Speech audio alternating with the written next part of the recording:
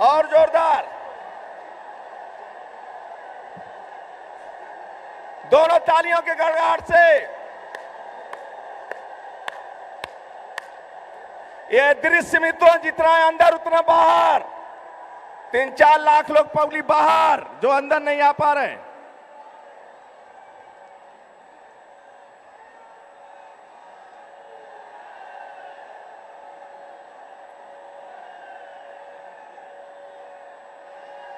अपने प्रदेश के लोकप्रिय अध्यक्ष आदरणीय केशव मौर्य जी से अनुरोध करूंगा कि माननीय मोदी जी को गुच्छ पुष्प देकर सम्मानित करें।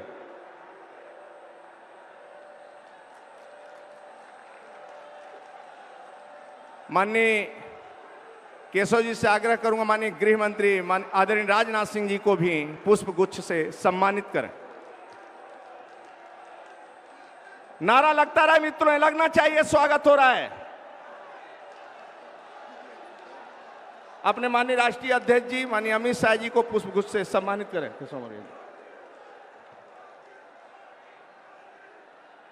प्रदेश के महामंत्री आदरणीय पंकज, सभी महामंत्रियों से आग्रह करूंगा कृपया बड़े माला से माननीय मोदी जी का स्वागत करें। साथ में प्रदेश अध्यक्ष माननीय आदरणीय केशव जी।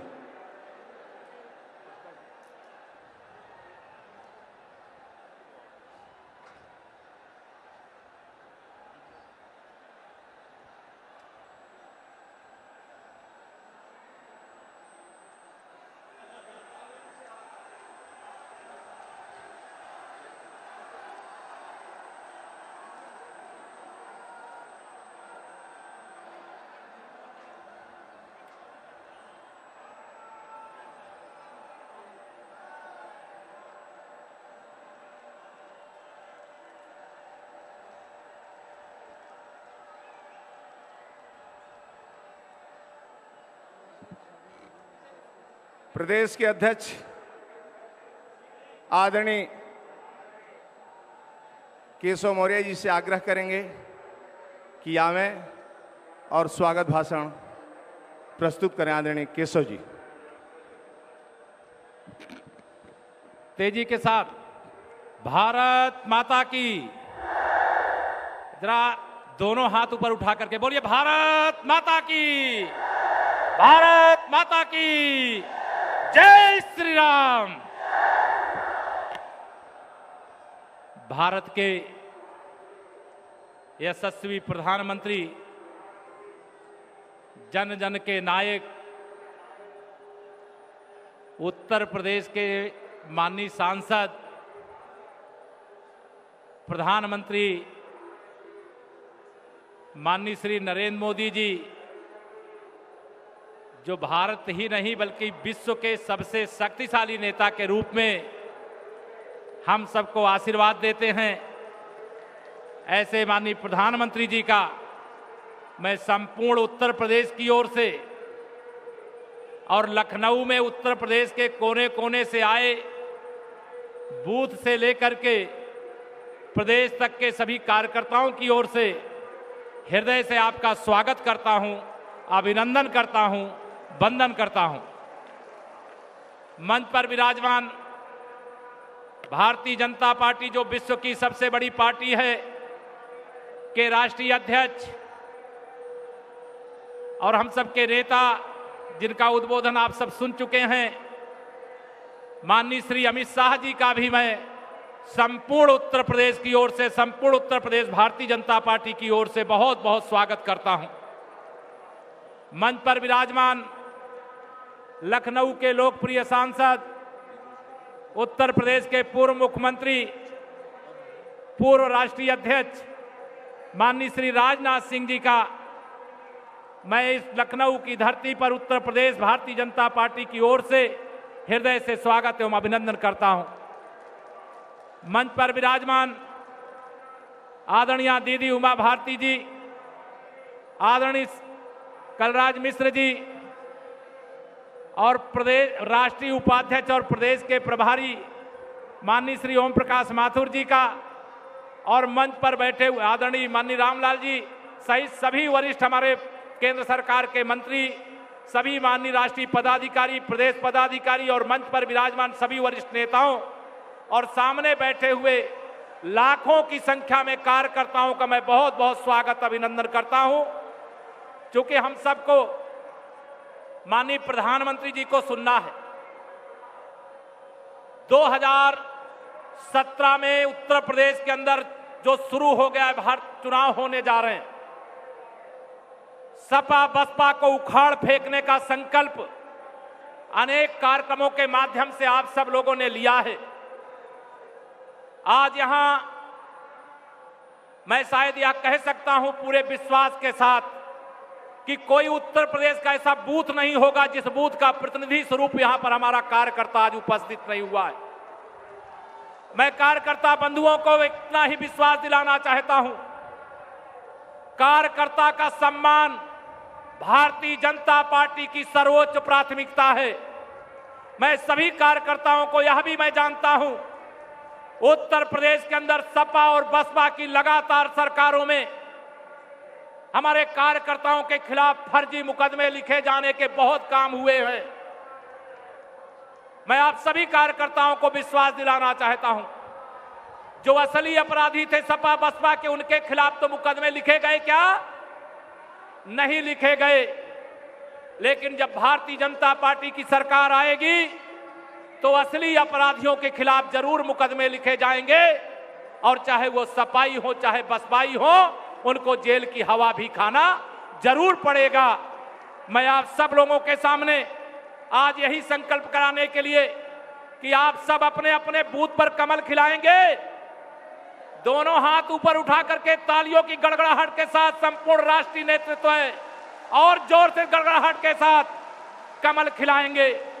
मैं पूरे विश्वास से कह सकता हूं कि आप सबका यहां पर एकत्रित जनसैलाब इस बात का संकेत दे रहा है कि 2017 में भारतीय जनता पार्टी का उत्तर प्रदेश में कमल खिलेगा, भारतीय जनता पार्टी की सरकार बनेगी, और जो भारतीय जनता पार्टी की सरकार बनेगी, मैं सभी कार्यकर्ताओं को कह देना चाहता हूं, वो भारतीय जनता पार्टी के कार्यकर्ताओं की सरकार बनेगी। कार्यकर्ता का सम्मान सर्वोच्च प्राथमिकता वाला होगा। आज माननीय प्रधानमंत्री जी हैं, मैं कुछ और नहीं बोलना चाहता, बस इतना कहना चाहता हूं, जब भाजपा की सरकार बनेगी तब दहशतगर्दी नहीं रहेगी, अमन चैन का शासन होगा, जेल के अंदर गुंडे होंगे, इतना सख्त प्रशासन होगा, वर्दी गुंडों से नहीं गुंडे वर्दी से डरेंगे, यह विश्वास दिलाना चाहता हूं। अनेक योजनाएं पिछले दिनों माननीय प्रधानमंत्री जी ने जन जन के कल्याण के लिए शुरू की है। मैं आप सब लोगों के सामने बस यही पूरे उत्तर प्रदेश की जनता से अपील करना चाहता हूं कि विश्वास करो तुम मोदी पर, यह नवयुग का निर्माता है, ऐसा नेता इस धरती पर एक बार ही आता है। और माननीय मोदी जी के हाथ को मजबूत करने के लिए, माननीय मोदी जी की ताकत को और बढ़ाने के लिए उत्तर प्रदेश में साइकिल को पंचर करना है। और बहन जी का खेल आपने 2014 में खत्म किया, 2017 में पूरी तरह से इनका खेल खत्म करना है। अब ना सपा ना भाजपा, उत्तर प्रदेश को भाजपामय बनाइए, उत्तर प्रदेश को कमलमय बनाइए और उत्तर प्रदेश को माननीय मोदीमय बनाइए। यही आप सब कार्यकर्ताओं का आह्वान करता हुआ आप सब हर बूथ पे कमल खिलाएंगे। मैं फिर आपके बीच में रहता हूं, बात करूंगा, लेकिन मैं अपने सभी राष्ट्रीय माननीय प्रधानमंत्री जी सहित सभी राष्ट्रीय नेताओं का हृदय से स्वागत अभिनंदन करता हुआ 2017 में 2014 दोहराए, भाजपा का कमल खिलाएं, सरकार बनाएं, गुंडा राज सपा का बसपा का जो आतंक उत्तर प्रदेश के अंदर है, इसको खत्म करें, यही आह्वान करता हुआ अपनी बात पूरी करूंगा। बहुत बहुत धन्यवाद। बोलिए भारत माता की, भारत माता की। बहुत बहुत धन्यवाद। अपने बीच में किसान नेता, उत्तर प्रदेश के पूर्व मुख्यमंत्री, भारत सरकार के गृह मंत्री आदरणीय राजनाथ सिंह जी को सादर आमंत्रित करता हूं, आवें अपना उद्बोधन दें। तालियों के गड़गड़ाहट से स्वागत करें मित्रों।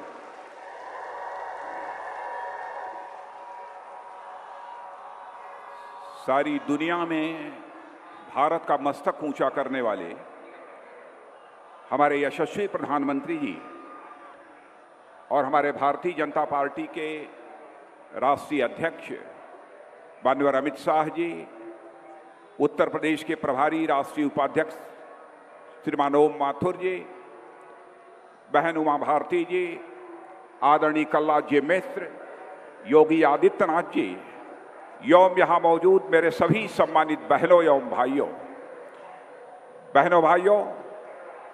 यह लखनऊ जहाँ पर कि उत्तर प्रदेश की यह महारैली हो रही है, इस लखनऊ का मैं प्रतिनिधित्व करता हूँ।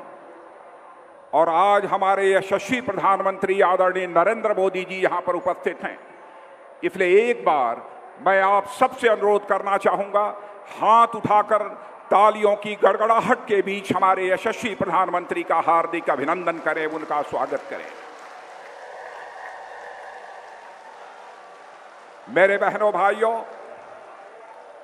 उत्तर प्रदेश में पिछले 25-30 वर्षों में बहुत सारी रैलियां, बहुत सारी जनसभाओं को मैंने देखा है, लेकिन आज यह दृश्य जो मैं अपनी आंखों के सामने देख रहा हूं, मैं कह सकता हूं कि अपने राजनैतिक जीवन में उत्तर प्रदेश के इतिहास में कभी भी ऐसा दृश्य हमको देखने को नहीं मिला है। कोई कह सकता है यह रैली है, कोई कह सकता है यह महारैली है, लेकिन मैं कहना चाहता हूं यह न रैली है न महारैली है, बल्कि जो मैं देख रहा हूं वह जन समुद्र है, मानव महासागर है। यह आज लखनऊ में दिखाई दे रहा है। मैं उत्तर प्रदेश भारतीय जनता पार्टी के अध्यक्ष केशव मौर्य को बधाई देना चाहता हूं कि जिस तरीके से पूरे उत्तर प्रदेश में भारतीय जनता पार्टी संगठन ने परिवर्तन यात्रा प्रारंभ की, 192 दिनों तक परिवर्तन यात्रा चलती रही है, और जो हालात उत्तर प्रदेश में पैदा हुए हैं, मैं कह सकता हूं कि अब परिवर्तन रैली उत्तर प्रदेश में परिवर्तन की बुनियाद रखने में पूरी तरह से सफल हुई है। लोग यह जानना चाहेंगे कैसा परिवर्तन। उत्तर प्रदेश ऐसा परिवर्तन चाहता है कि जिसका कि उत्तर प्रदेश हकदार है। आप सभी जानते हैं पिछले 70 वर्षों में लंबे समय तक पहले या तो कांग्रेस की सरकार रही है अथवा समाजवादी पार्टी और बहुजन समाज पार्टी की सरकारें रही हैं। थोड़े समय के लिए भारतीय जनता पार्टी की सरकारें रही हैं, लेकिन उत्तर प्रदेश का जैसा विकास होना चाहिए था, हिंदुस्तान का सबसे बड़ा राज्य यह उत्तर प्रदेश है। यहाँ पर न जन संसाधन की कमी है, न प्राकृतिक संसाधनों की कमी है, फिर भी हमारे उस उत्तर प्रदेश का वैसा विकास नहीं हो पाया है। और आप सभी इस सच्चाई को भी जानते हैं कि जब से बहुजन समाज पार्टी की सरकारों के आने का सिलसिला प्रारंभ हुआ, आज यहाँ पर समाजवादी पार्टी की सरकार है। उत्तर प्रदेश में बहनों भाइयों भ्रष्टाचार तेजी के साथ बढ़ा है। इतना ही नहीं, आज के हालात को जब देखें तो मैं कह सकता हूं कि भ्रष्टाचार के साथ कानून और व्यवस्था के हालात भी बद से बदतर हो गए हैं। लेकिन मैं आपको याद दिलाना चाहता हूं, यहां पर भारतीय जनता पार्टी की सरकार भी रही है। उस समय का भी सुशासन आपने देखा है, उस समय का भी आपने विकास देखा है, लेकिन समाजवादी पार्टी और बहुजन समाज पार्टी की सरकारों ने लगता है सुशासन और विकास को वनवास दे दिया हो। आज मैं आपको यकीन दिलाना चाहता हूं कि बहनों भाइयों, जिस सुशासन और विकास को समाजवादी पार्टी और बहुजन समाज पार्टी ने उत्तर प्रदेश से वनवास दे दिया है, उस सुशासन और विकास की घर वापसी भारतीय जनता पार्टी इस उत्तर प्रदेश में करेगी। यह मैं आपको भरोसा दिलाना चाहता हूं, विश्वास दिलाना चाहता हूं। प्रधानमंत्री जी, न तो यहां के किसानों के साथ समाजवादी पार्टी की सरकार ने इंसाफ किया, न तो इसके पहले की बहुजन समाज पार्टी की सरकार ने इंसाफ किया, न तो यहां के जवानों के साथ किया, न तो यहां के व्यापारियों के साथ किया। किसी भी पेशे के साथ जो है इंसाफ नहीं किया है। यहां पर भारतीय जनता पार्टी की जब सरकार थी, किसान को अपना धान और गेहूं कम से कम समर्थन मूल्य पर ही वह बेचता था। लेकिन आज ऐसे हालात पैदा हो गए हैं कि यहां पर किसानों के धान और गेहूं की खरीद भी हमारे उत्तर प्रदेश की सरकार नहीं कर पा रही है। हमारे किसानों को अपना धान और गेहूं औने पौने दामों पर लोगों को बेचना पड़ रहा है। किसानों में हाहाकार मचा हुआ है। ऐसे हालात यहां पर पैदा हो गए हैं। इतना ही नहीं, खाद के लिए मैं आपको धन्यवाद देना चाहता हूं। यही उत्तर प्रदेश है जहां पर यूरिया खाद खरीदने के लिए हमारे किसानों को लाइनों में खड़ा होना पड़ता था, भीड़ लगती थी, उनके ऊपर लाठियां चार्ज होती थी। लेकिन आपकी नीतियों का यह परिणाम है कि मैं कह सकता हूं गौरव के साथ कि इस बार उत्तर प्रदेश में हमारे किसानों को खाद लेने के लिए लाइनों में खड़ा नहीं होना पड़ा है। आपने पर्याप्त खाद मुहैया कराया है और खाद की कीमत को भी पहले से सस्ती करने का काम यदि किसी ने किया है तो प्रधानमंत्री जी आपने किया है। इतना ही नहीं, कई ऐसे अहम सवाल उत्तर प्रदेश के सामने। बेरोजगार नौजवान पढ़ाई लिखाई करने के बाद आज अपने मजबूत हाथों के रोजगार की तलाश के लिए दर दर की ठोकर खा रहा है, लेकिन उसके हाथों को रोजगार का अवसर नहीं मुहैया हो पा रहा है।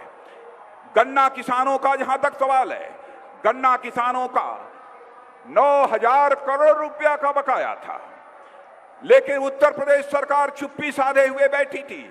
मैं आपके प्रति उत्तर प्रदेश की जनता की ओर से आभार व्यक्त करना चाहता हूं। आपने उसकी चिंता की और 6,000 करोड़ रुपया आपने मुहैया कराया, तब जाकर गन्ना किसानों का काफी हद तक भुगतान हो पाया है। लेकिन मैं यह भी बताना चाहता हूं, आज भी गन्ना किसानों का 2,500 करोड़ रुपया बकाया है, लेकिन यहां की उत्तर प्रदेश सरकार, प्रधानमंत्री जी चुप्पी साधे हुए बैठी है, उसे इसकी कोई चिंता नहीं है।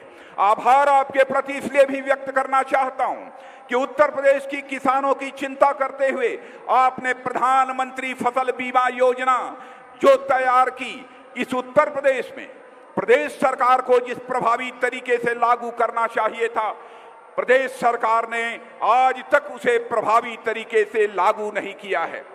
आपने किसानों की चिंता की है, आपने गरीबों की चिंता की है, गरीब माताओं और बहनों की आपने चिंता करते हुए प्रधानमंत्री उज्ज्वला योजना के अंतर्गत गैस सिलेंडर गरीबों के परिवारों में पहुंचाने का फैसला यदि किसी ने किया है तो प्रधानमंत्री जी आपने किया है। नोटबंदी का फैसला आपने जो किया वह एक ऐतिहासिक फैसला है, साहसिक फैसला है, राष्ट्रहित में लिया गया यह फैसला है। इस पर भी यह लोग सवालिया निशान खड़ा करते हैं। आप भ्रष्टाचार पर अंकुश लगाना चाहते हैं, आप काले धन के खिलाफ आपने मुहिम छेड़ रखी है जब से आपने यह जिम्मेदारी संभाली है। और मैं जनता को भी याद दिलाना चाहता हूं मेरे बहनों भाइयों, पहली जो हमारी कैबिनेट की बैठक हुई थी, उस कैबिनेट की बैठक में ही प्रधानमंत्री जी ने काले धन के खिलाफ अपने अभियान का श्री गणेश उसी समय से कर दिया था। आज कांग्रेस के, समाजवादी पार्टी, बहुजन समाज पार्टी के लोग यह कहते हैं कि यह एनडीए की सरकार ने देश की जनता को लाइन में खड़ा कर दिया है। अरे मैं याद दिलाना चाहता हूं, चाहे कांग्रेस की हुकूमत, चाहे सपा अथवा बसपा की हुकूमत, इन लोगों ने राशन की दुकानों पर आपकी लाइन लगाई है, मिट्टी के तेल के लिए आपकी लाइन लगाई है, इतना ही नहीं चीनी के लिए आपकी लाइन लगाई है। यह तो बराबर आपको लाइन में इन्होंने खड़ा रखा है। टेलीफोन के लिए लाइन में लोग खड़े होते थे, गैस सिलेंडर के लिए लोग लाइन में खड़े होते थे। लेकिन हमारी सरकार का यह फैसला है कि हम ऐसी कतारों को, ऐसी लाइनों को समाप्त कर देना चाहते हैं और हिंदुस्तान के हर अमीर और हर गरीब के लिए एक ही व्यवस्था देना चाहते हैं। यह सिलसिला हमारी सरकार ने प्रारंभ किया है। मैं नौजवानों के बारे में कहना चाहता हूं और कहने के पहले जवानों आपसे पूछना चाहता हूं, पुलिस की भर्ती हुई थी, पुलिस के भर्ती में क्या आपको न्याय मिला है कि नहीं, मैं जवानों से पूछना चाहता हूं। पुलिस की भर्ती में न्याय मिला है कि नहीं मिला है? सबसे ज्यादा यदि गड़बड़ी हुई है तो आप जानते हैं अच्छी तरह, मैं उसकी बहुत डिटेल में जाकर चर्चा नहीं करना चाहता हूं। 2-3 जिलों तक ही सारे लोगों का चयन पुलिस में हुआ है, लेकिन इंटरव्यू के नाम पर यह धांधली होती रही है। प्रधानमंत्री जी ने फैसला किया है, उत्तर प्रदेश में सरकार बनेगी। बहनों भाइयों, क्लास 4 के लिए अब जो भी नियुक्तियां होंगी, पुलिस कांस्टेबल के लिए जो भी नियुक्तियां होंगी, अब कोई इंटरव्यू नहीं होगा, कोई मां का लाल भ्रष्टाचार करने का साहस नहीं जुटा पाएगा। आपके ऊपर भरोसा करते हुए, आप भारत के नागरिक हैं, आपके ऊपर हमारी सरकार को गौरव है। मेरे बहनों भाइयों, हमारे प्रधानमंत्री ने यह भी फैसला किया है कि हमारे पढ़ने वाले बच्चों को, जवानों को अपनी ही सर्टिफिकेट, अपनी ही मार्कशीट को सत्यापित कराने के लिए, अटेस्ट कराने के लिए कभी अधिकारियों का दरवाजा खटखटाना पड़ता है और कभी एमएलए और एमपी का दरवाजा खटखटाना पड़ता है। तो प्रधानमंत्री जी ने यह कहा, यह कहां का इंसाफ है इस देश के नौजवानों के साथ, जो वह नौजवान भी भारत का नागरिक ही है और उसे नेताओं और अधिकारियों का दरवाजा खटखटाना पड़े।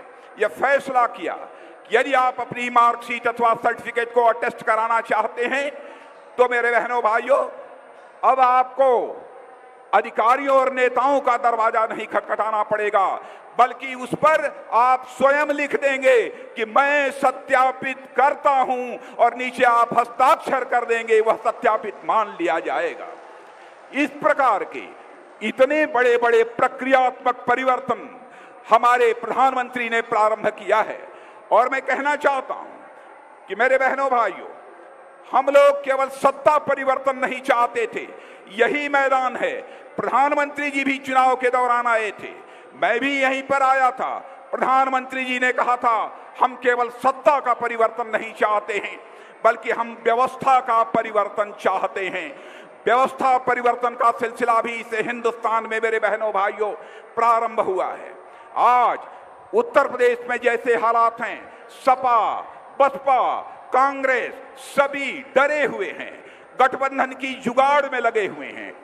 सपा में तो दंगल चल रहा है, लेकिन उत्तर प्रदेश की जनता को किसी भी राजनीतिक पार्टी का दंगल नहीं चाहिए। उत्तर प्रदेश में चाहिए तो केवल और केवल मंगल चाहिए, इसके अतिरिक्त उत्तर प्रदेश की जनता को कुछ नहीं चाहिए। इसलिए इतना ही कहते हुए पुनः आप सबके प्रति आभार व्यक्त करते हुए यही अपील करना चाहता हूं मेरे बहने भाइयों, आगामी चुनाव में भारतीय जनता पार्टी को कम से कम 275 सीटों पर विजय दिलाकर उत्तर प्रदेश में सरकार बनाएं और उत्तर प्रदेश के विकास का मार्ग प्रशस्त करें, यही अपील करते हुए और अंत में शीश झुकाकर आप सभी का अभिनंदन करते हुए अपना निवेदन समाप्त करता हूं। भारत माता की, भारत माता की। आदरणीय प्रधानमंत्री जी हमारे बीच में आवे, उससे पहले मेरे भाई और बहनों, मैं आपसे एक अपील करना चाहता हूं कि पिछली 31 तारीख को आदरणीय प्रधानमंत्री ने जो गरीब कल्याण की योजनाएं दी है, मैं आपसे चाहूंगा कि हम सब लोग अपना मोबाइल निकाल करके, लाइट लगा करके आदरणीय प्रधानमंत्री जी का आभार प्रकट करें। एक बार लाइट, मोबाइल निकालिए, सब अपना इधर से भी निकालिए मोबाइल, लाइट ऑन करिए, लाइट करिए, इधर से भी चारों तरफ से मोबाइल निकालिए, पीछे नहीं लगा, पीछे पीछे वाले भी, इधर भी, चारों तरफ से एक बार जोरों से भारत माता की, भारत माता की। आवाज अभी दिल्ली तक नहीं है, भारत माता की। पीछे मोबाइल नहीं निकला है, भारत माता की। बहुत बहुत धन्यवाद। लाइट जलाते रहिए, दोनों तालियों के गड़गड़ाहट से स्वागत करते रहिए। मित्रों, हम सबके गरीबों के चौकीदार, देश के गौरव और विश्व के शान, मैं ऐसे व्यक्तित्व को सादर आमंत्रित करता हूं। देश के प्रधानमंत्री आदरणीय नरेंद्र मोदी जी को आमंत्रित करता हूं, आवे हम सबका मार्गदर्शन करें मित्रों, और खड़े होकर अपने स्थानों से तालियों के गड़गड़ाहट से जबरदस्त स्वागत करें मित्रों। मोदी और तेज,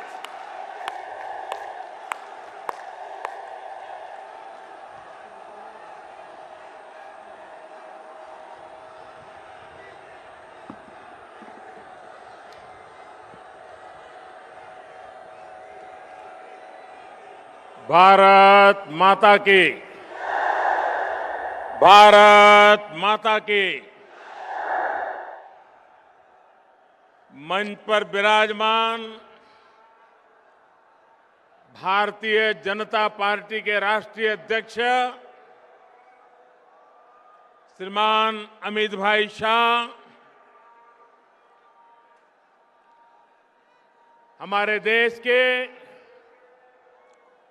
यशस्वी गृह मंत्री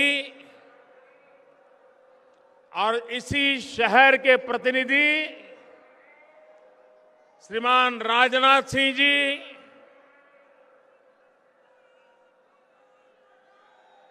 उत्तर प्रदेश भारतीय जनता पार्टी के युवा अध्यक्ष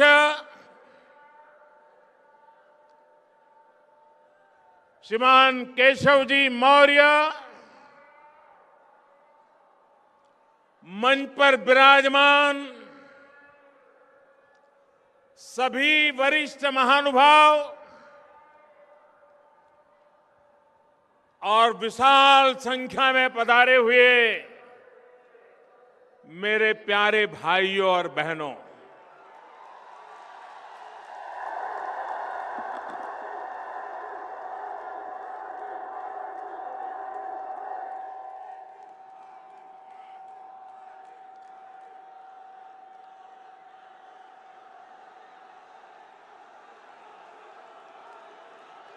मैं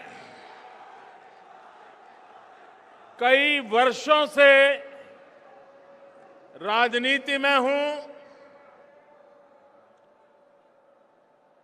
भारतीय जनता पार्टी में राष्ट्रीय स्तर पर संगठन का कार्य करने का सौभाग्य मिला। मुख्यमंत्री के नाते कार्य करने का अवसर मिला। 2.5 साल से प्रधान सेवक के रूप में आपकी सेवा करने का अवसर मिला। सैकड़ों रैलियों में संबोधन करने के जाने का अवसर भी मिला। लेकिन मेरे पूरे जीवन काल में इतनी बड़ी रैली संबोधन करने का मुझे सौभाग्य नहीं मिला।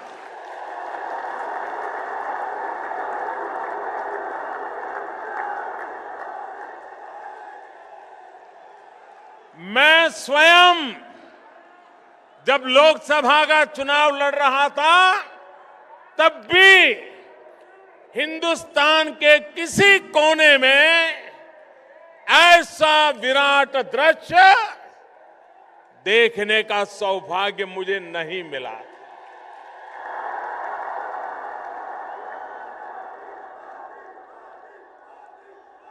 आज सुबह 10 बजे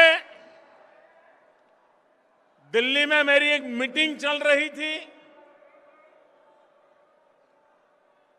तो हमारे एक साथी ने मुझे मोबाइल फोन पर यहां लखनऊ के कुछ पत्रकारों ने जो ट्वीट किया होगा वो ट्वीट दिखाया।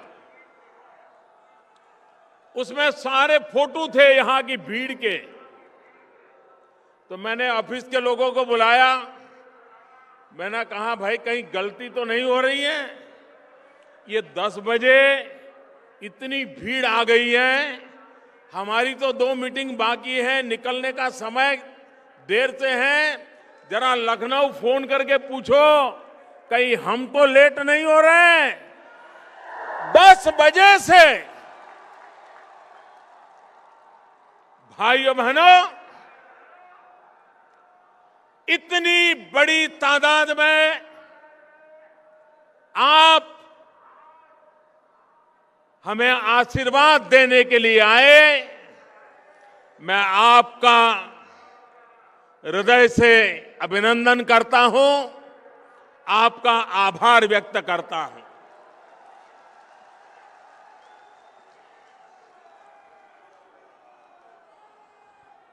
ये लखनऊ की धरती अटल बिहारी वाजपेयी जी की कर्मभूमि है।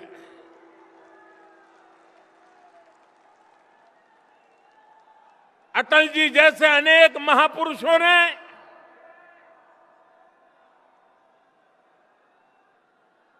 अपनी जवानी इस धरती पर खपाई, पसीना बहाया, रात दिन एक एक करके पूरे हिंदुस्तान में भारतीय जनता पार्टी का वटवृक्ष तैयार किया। अटल जी ने लखनऊ की भी भरपूर सेवा की। लखनऊ के प्रति उनका लगाव, लखनऊ के लिए कुछ करने का उनका अविरत प्रयास, जो आज भी लखनऊ में महसूस होता है। भाइयों बहनों, आज का ये दृश्य अटल जी जब टीवी पर देखते होंगे, उनके लिए सबसे बड़े संतोष की घटना होगी, ऐसा मैं विश्वास से कहता हूं।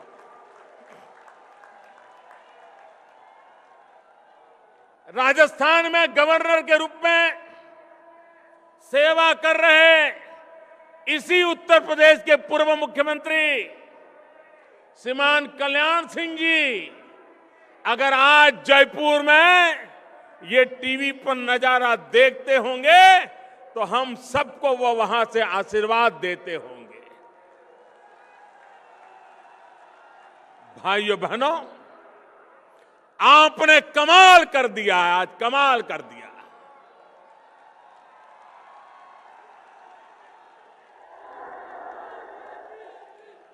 जो पॉलिटिकल पंडित हैं, चुनाव के हिसाब किताब लगाते हैं,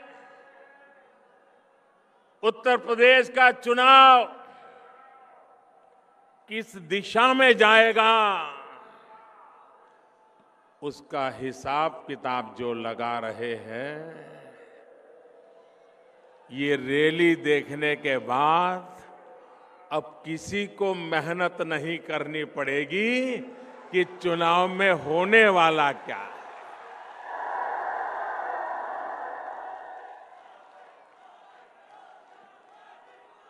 हवा का रुख साफ साफ नजर आ रहा है। भाइयों बहनों, उत्तर प्रदेश की सेवा करने का अवसर भारतीय जनता पार्टी को मिला था। 14 साल बीत गए बीच में। आज युग ऐसा है कि सरकार बदलने के 6 महीने में पुरानी सरकार को लोग भूल जाते हैं।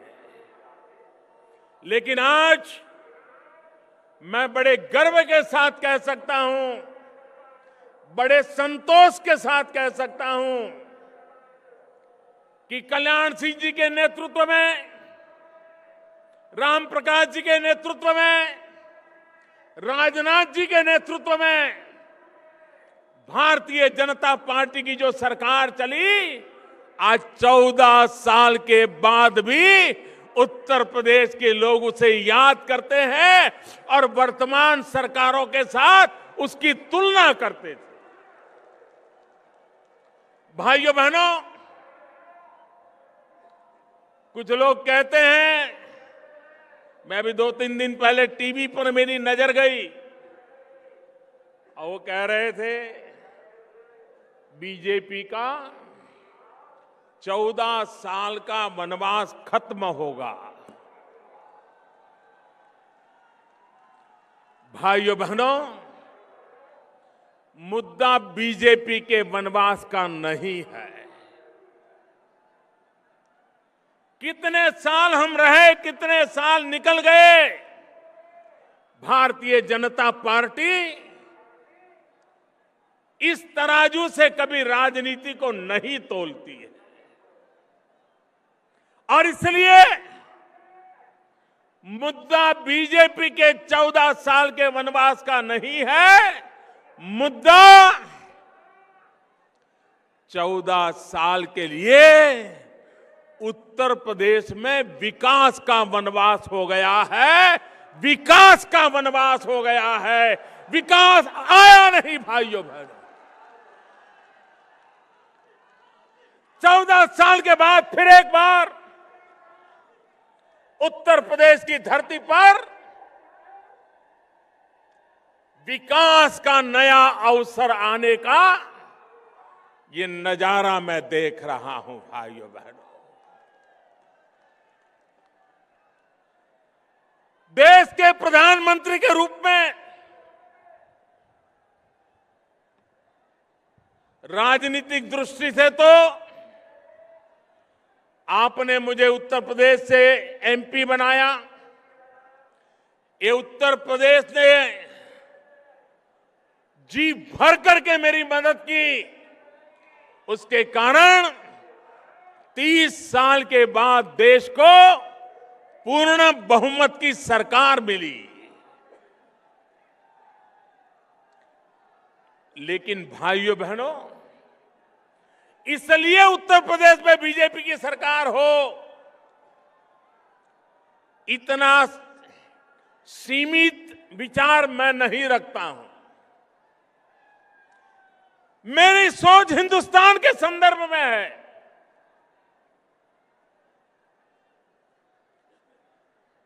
हम चाहते हैं हिंदुस्तान आगे बढ़े। हम चाहते हैं हिंदुस्तान से गरीबी मिटे। हम चाहते हैं हिंदुस्तान से निरक्षरता मिटे।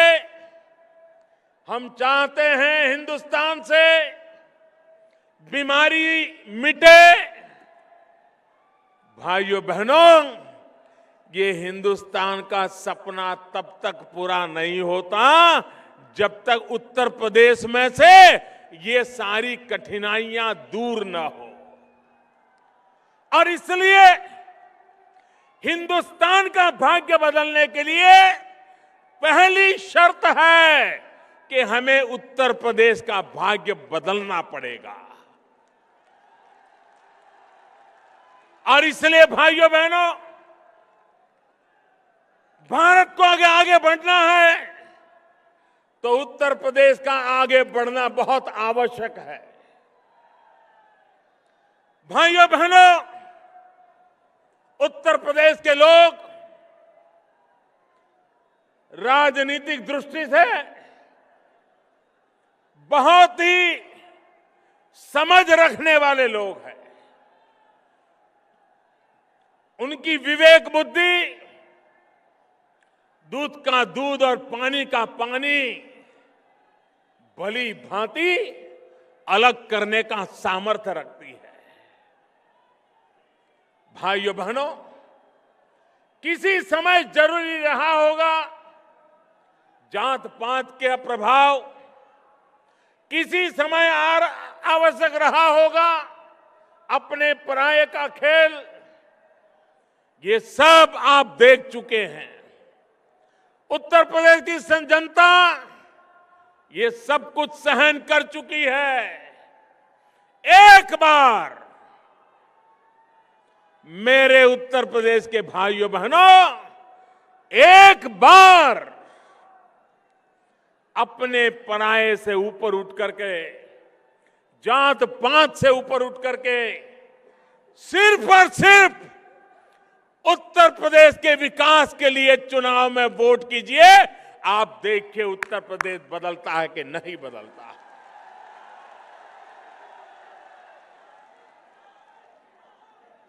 और इसलिए भाइयों बहनों, मैं उत्तर प्रदेश से एमपी हूं। यहां कैसी सरकारें चलती हैं मैंने अनुभव किया है। मैंने कभी सोचा नहीं था कि सरकार ऐसे भी हो सकती है। बहुत पीड़ा हुई है मुझे। मेरे अपने बनारस क्षेत्र में कोई रोड बनवाना हो, रास्ता बनवाना हो तो तराजू से तोला जाता था कि किस दल के व्यक्ति की तरफ से सुझाव आया है, उसके बाद तय होता था कि रास्ता बने या न बने। अरे राजनीति के आपके विरोध होंगे, राजनीति में आपकी शिकायत होगी, लेकिन रास्ता जब नहीं बनता है तो उस इलाके की जनता को पीड़ा होती है। मेरे सब एमपी दिन रात शिकायत करते थे कि अगर कोई बात बताए, ये उत्तर प्रदेश की सरकार करती नहीं है। किसका नुकसान हुआ? क्या यही खेल खेलते रहोगे क्या? भाइयों बहनों, जब से दिल्ली में हमारी सरकार बनी है, उत्तर प्रदेश सरकार को हर वर्ष फाइनेंस कमीशन के माध्यम से 1 लाख रुपया जितनी रकम खर्च करने के लिए ज्यादा मिली है। 1 लाख करोड़ रुपया कम नहीं होता है। 2.5 साल में 2.5 लाख करोड़ रुपया। भाइयों बहनों, अकेले दिल्ली सरकार के पैसों का अगर सही उपयोग हुआ होता तो आज उत्तर प्रदेश कहां से कहां पहुंच गया होता। लेकिन भाइयों बहनों, यहां पर विकास इनकी प्राथमिकता नहीं। मैं मेरे किसान भाइयों को कहना चाहता हूं, क्या कारण है कि गन्ना किसानों के पैसे इतने सालों तक लटके रहे? हम जब आए तब 20-22 हजार करोड़ रुपया बकाया था। दिल्ली सरकार ने, हम लोगों ने बैठ करके योजना बनाई। परिणाम ये आया कि पुराने बकायों में बहुत एक मात्रा में हम किसानों को पैसा चुकता कर पाए। भाइयों बहनों, उत्तर प्रदेश की सरकार कोई जिम्मेवारी लेने को तैयार नहीं। हाथ ऊपर कर देना और उधर जाकर के किसानों को भड़काना। भाइयों बहनों, 2 दलों के बीच में राजनीति हम समझ सकते हैं, लेकिन राज्य की जनता के साथ राजनीति नहीं होनी चाहिए। देश की जनता के साथ राजनीति नहीं होनी चाहिए। दलों की राजनीति दलों तक सीमित होनी चाहिए। लेकिन भाइयों बहनों, विकास के आड़े भी जब राजनीति आती है, अपने पराये का भाव आता है, तो विकास रुक जाता है और जनता पिछड़ती चली जाती है। और इसलिए भाइयों बहनों, आप मुझे बताइए, हमारा किसान इतनी मेहनत करे, धान की पैदावार करे, दिन रात लगा रहे, लेकिन जब बाजार में धान आए, दिल्ली सरकार मिनिमम सपोर्ट प्राइस तय करे, राज्य सरकार को कहे कि आप धान की खरीदी कीजिए, भारत सरकार अपनी जिम्मेवारी उठाएगी। आज मुझे दुख के साथ कहना है, मेरे किसान भाइयों बहनों, भारत सरकार से पूरी मदद मिलने के बावजूद भी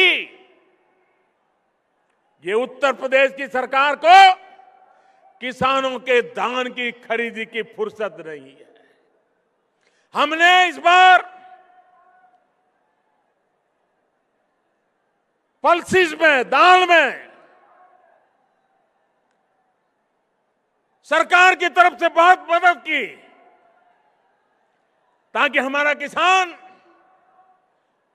इतनी बड़ी मात्रा में दाल की पैदावार करे, ताकि विदेशों से दाल लानी ना पड़े, गरीब को दाल महंगी ना पड़े।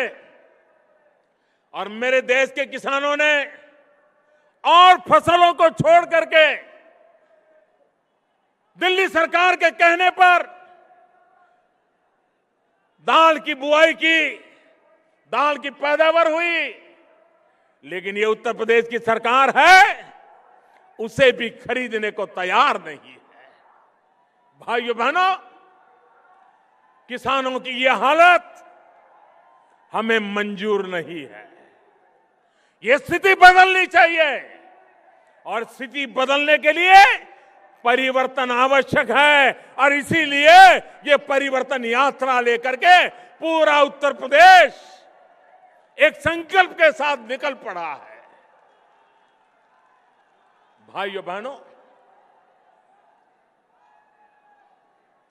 आप मुझे बताइए, इस देश से भ्रष्टाचार खत्म होना चाहिए कि नहीं होना चाहिए? पूरी ताकत से बताइए, भ्रष्टाचार खत्म होना चाहिए कि नहीं होना चाहिए? भ्रष्टाचार के खिलाफ लड़ाई लड़नी चाहिए कि नहीं लड़नी चाहिए? काला धन जाना चाहिए कि नहीं जाना चाहिए? काला धन खत्म होना चाहिए कि नहीं होना चाहिए? अब देखिए, देश देख रहा है। हम कहते हैं भ्रष्टाचार के खिलाफ लड़ाई लड़ने की बात, काले धन के खिलाफ लड़ाई लड़ने की बात, और आपने पिछले दिनों लगातार सुना होगा, देखा होगा, सारे इकट्ठे हो जाते हैं एक बात पर।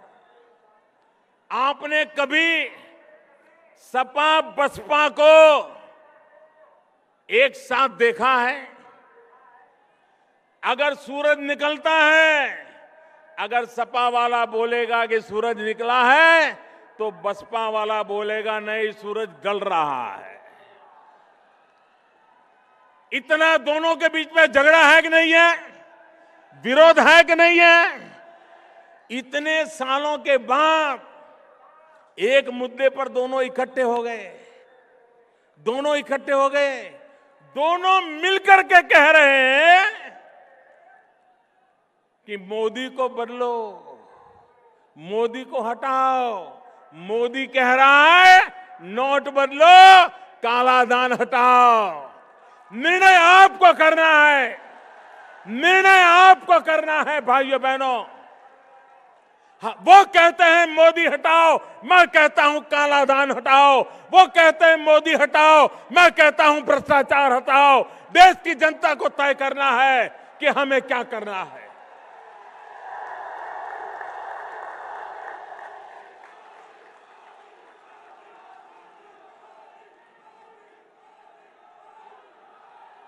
और विरोध कैसी कैसी बातों में। भाइयों बहनों, क्या राजनीति इतनी नीचे गई है?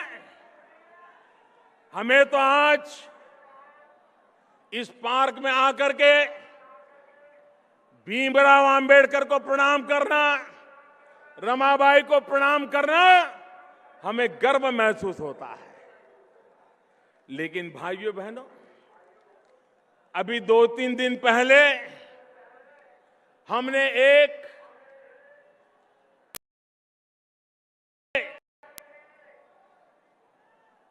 टेक्नोलॉजी के द्वारा रुपयों की लेन देन के लिए भीम नाम की एक मोबाइल ऐप लॉन्च की। भीम नाम इसलिए रखा क्योंकि हिंदुस्तान में बाबा साहब आंबेडकर ने आर्थिक चिंतन में महारत हासिल की हुई थी। आज जो रिजर्व बैंक चल रहा है उसके प्रणेता कभी बाबा साहब आंबेडकर रहे थे। रुपया क्या होता है उस पर आज से करीब करीब 100 साल से भी ज्यादा समय पहले, 80 साल पहले बाबा साहब आंबेडकर ने एक विस्तृत निबंध लिखा था। इतने लंबे समय पहले जिस महापुरुष को हिंदुस्तान के रुपये का ताकत का पता था, बैंकिंग व्यवस्था का पता था, आर्थिक कारोबार का पता था, क्या हिंदुस्तान के भविष्य का आर्थिक कारोबार उस भीम के नाम से चले तो किसी के पेट में चूहे क्यों दौड़ रहे हैं, मुझे समझ नहीं आ रही।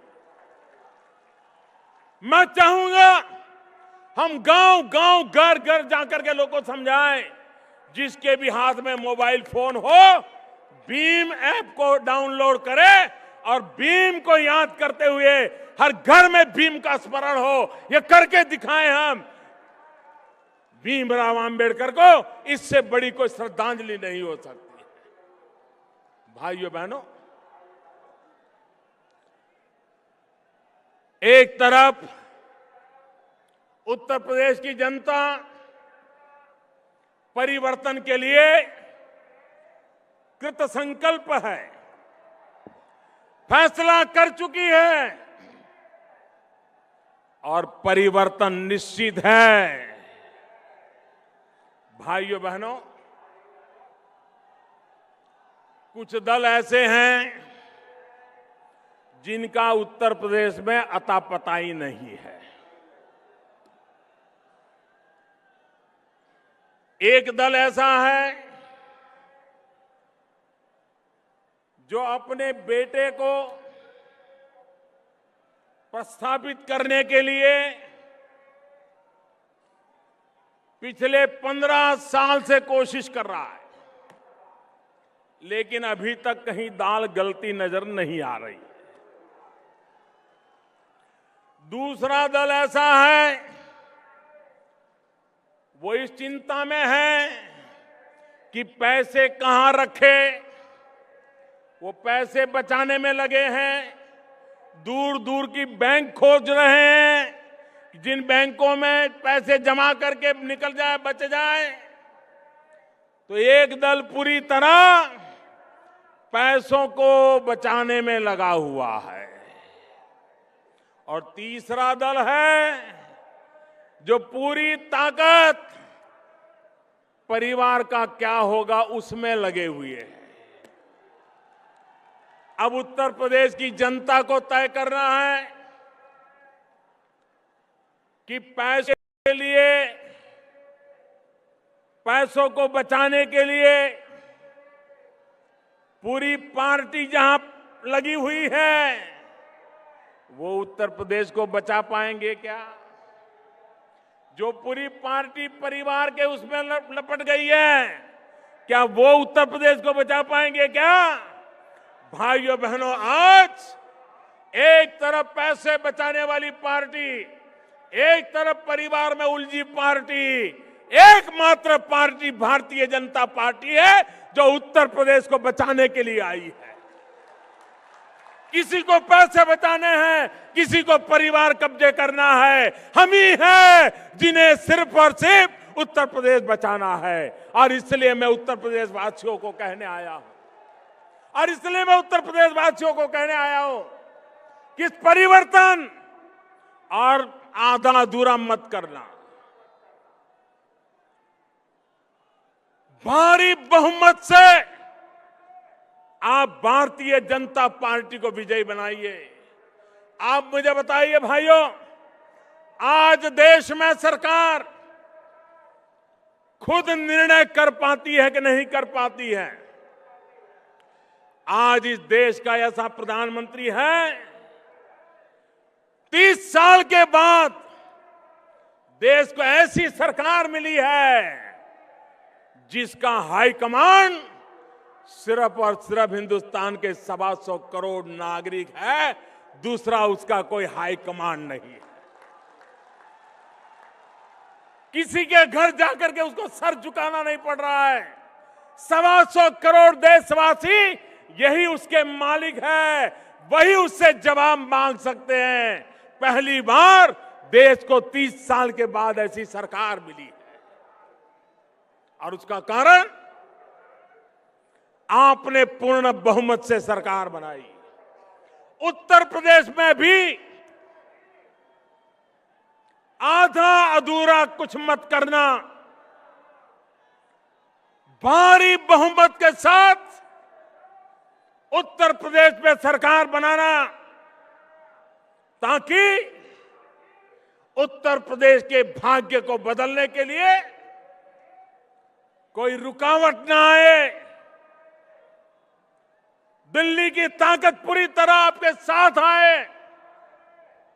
उत्तर प्रदेश की ताकत जुड़ जाए, देखते ही देखते उत्तर प्रदेश बदल जाए। और इसलिए भाइयों बहनों, मैं आपसे आग्रह करने आया, आप मुझे बताइए, उत्तर प्रदेश में सज्जन नागरिक, ईमानदार नागरिक, सिर्फ अपनी छोटे से परिवार को अच्छे ढंग से गुजारा करने वाला नागरिक, अगर दिन रात उसको गुंडागर्दी का सामना करना पड़े, जमीन हड़प करने वालों का सामना करना पड़े, अपनी मोटरसाइकिल को उठा ले, बोल न पाए, अपनी बेटियों को शाम के समय घर लौट आने के लिए मां बाप को चिंता करनी पड़े, क्या ये उत्तर प्रदेश हमें मंजूर है? क्या ये गुंडागिर्दी खत्म होनी चाहिए कि नहीं होनी चाहिए? ये जमीनों को लूटने वाले जाने चाहिए कि नहीं जाने चाहिए? सामान्य मांगनी को उसको सुख चैन के जीने का हक मिलना चाहिए कि नहीं मिलना चाहिए? कानून व्यवस्था बनी रहनी चाहिए कि नहीं बनी रहनी चाहिए?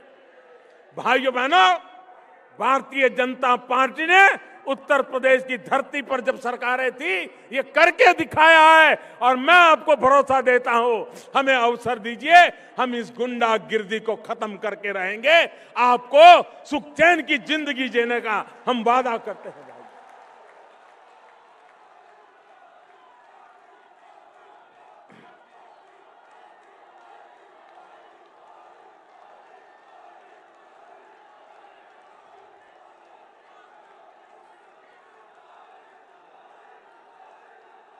अभी 2 दिन पहले नववर्ष प्रारंभ होने से पहले मैंने दूरदर्शन के माध्यम से देशवासियों को संबोधित किया था। जो भी धन जमा हुआ है, मैंने पहले ही कहा था, ये सरकार गरीबों को समर्पित है। और जब मैंने 50 दिन के बाद गरीबों के लाभ के लिए योजनाएं बनाई, गरीबों के घर के लिए योजना बनाई, प्रसूता माताओं के लिए योजना बनाई, गांव के विकास के लिए योजना बनाई, छोटे छोटे कारोबारियों का कारोबार अच्छा चले उसके लिए मदद की योजना बनाई। कुछ लोगों को इससे भी तकलीफ हुई, मोदी पैसा ले ले तो भी वो परेशान, और मोदी गरीबों को पैसे दे दे तो भी परेशान। इनकी परेशानी भाइयों बहनों इस बात की है कि इनकी कुर्सियां हिल रही हैं, कुर्सियां हिल रही है, इसलिए इनको परेशानी हो रही। ये इररिलेवेंट हो गए हैं। हिंदुस्तान की राजनीति में ये विरोधवाद करते करते इररिलेवेंट हो गए हैं, और इसलिए वो अपनी जमीन खोज रहे हैं, और इसलिए विरोध का रास्ता अपनाने जा रहे हैं। भाइयों बहनों, देश भली भांति इनको पहचान गया है। देश कभी भी ऐसे लोगों को माफ करने वाला नहीं है। और मैं देशवासियों को कहना चाहता हूं, भ्रष्टाचार, काले धन के खिलाफ ये लड़ाई कभी रुकने वाली नहीं है। हम जड़ मूल से उसको उखाड़ करके रहने वाले हैं। ये गरीबों को लूटा गया है, ये गरीबों को लौटाने के लिए हमने ये बीड़ा उठाया है। ये मध्यम वर्ग के लोगों का शोषण किया है, उस शोषण को रोकने के लिए हमने इतनी बड़ी लड़ाई को छेड़ा है। और इसलिए भाइयों बहनों, हमें उत्तर प्रदेश में भी आशीर्वाद चाहिए, आपके आशीर्वाद चाहिए। और आपके आशीर्वाद 2017 का ये नया वर्ष, और मुझे 2017 का मेरा पहला कार्यक्रम सार्वजनिक रूप में मेरे उत्तर प्रदेश में आकर के उत्तर प्रदेश वासियों के आशीर्वाद के साथ आगे बढ़ने का अवसर दे रहा है। इससे बड़ा मेरा सौभाग्य क्या हो सकता है। और इसलिए भाइयों बहनों, मैं एक बात और कहना चाहूंगा।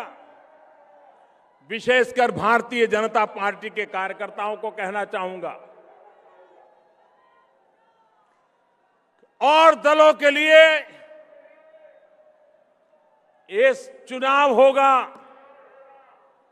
और दलों के लिए सत्ता हथियाने का प्रयास होगा, और दलों के लिए कौन एमएलए बने, कौन मंत्री बने, कौन मुख्यमंत्री बने, इसका खेल होगा। भारतीय जनता पार्टी के लिए ये चुनाव सिर्फ हार जीत का मसला नहीं है।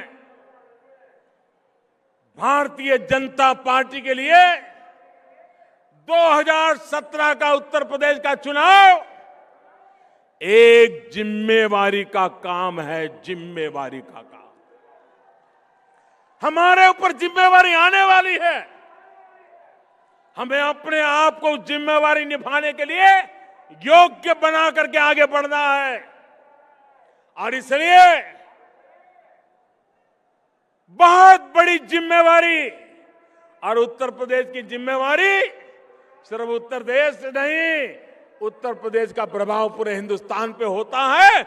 एक प्रकार से हिंदुस्तान को बदलने की नींव ये उत्तर प्रदेश में पड़ी हुई है। उस जिम्मेवारी का चुनाव है, और इसलिए इसे हार जीत का चुनाव मत बनने देना, उसे जिम्मेवारी का चुनाव बनाना। और जिम्मेवारी का चुनाव बनाना मतलब सामान्य मानवी को तकलीफों से मुक्त करने की जिम्मेवारी। जिम्मेवारी का मतलब है सामान्य मानवी के सपनों पूरा करने के लिए रात दिन मेहनत करने की जिम्मेवारी। जिम्मेवारी का मतलब है भ्रष्टाचार, काले धन से मुक्त उत्तर प्रदेश को सरकार देना। जिम्मेवारी का मतलब है सबके साथ समान व्यवहार, सबका साथ सबका विकास, इस मंत्र को कभी छोड़ना नहीं। हर किसी का भला हो, जो हमारे साथ होंगे उनका भी भला हो, जो हमारे साथ नहीं होंगे उनका भी भला हो, जो हमारे सामने होंगे उनका भी भला हो। सबका साथ सबका विकास, इसी मंत्र को हमने जिम्मेवारी के साथ निभाना है। और इसलिए ये चुनाव भारतीय जनता पार्टी के लिए जिम्मेवारी का चुनाव है, भारतीय जनता पार्टी के लिए दायित्व का चुनाव है, भारतीय जनता पार्टी के लिए कुछ कर दिखाने का चुनाव है, भारतीय जनता पार्टी के लिए परिवर्तन सच्चे अर्थ में लाने का चुनाव है। आप उसे पूर्ण करोगे, इसी विश्वास के साथ दोनों मुट्ठी बंद करके पूरी ताकत से मेरे साथ बोलिए, भारत माता की, भारत माता की, भारत माता की।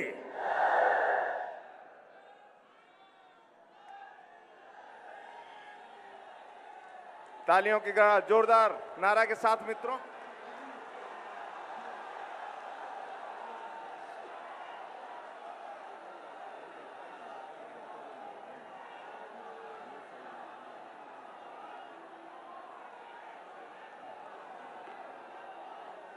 सभी क्षेत्रीय अध्यक्ष, जिला अध्यक्ष,